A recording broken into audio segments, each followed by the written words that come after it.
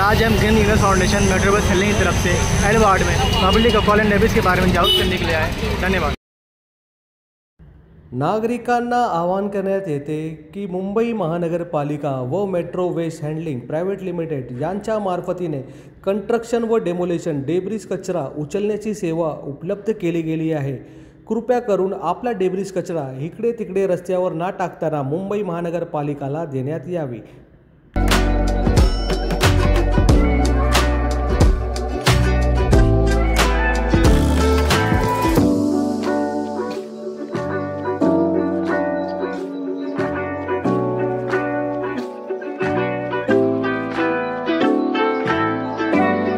नागरिकांना आवाहन करण्यात येते की मुंबई महानगरपालिका व metro waste handling private limited यांच्या मार्फतीने कंस्ट्रक्शन व डेमोलेशन डेब्रिज कचरा उचलण्याची सेवा उपलब्ध केली गेली आहे।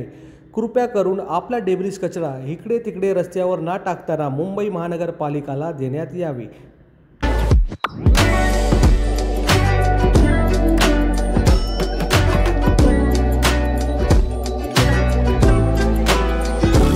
नागरिकों के लिए सूचना, मुंबई महानगरपालिका और metro waste handling private limited के माध्यम से कंस्ट्रक्शन व डेमोलेशन डेब्रिज कचरा उठाने की सेवा उपलब्ध की गई है।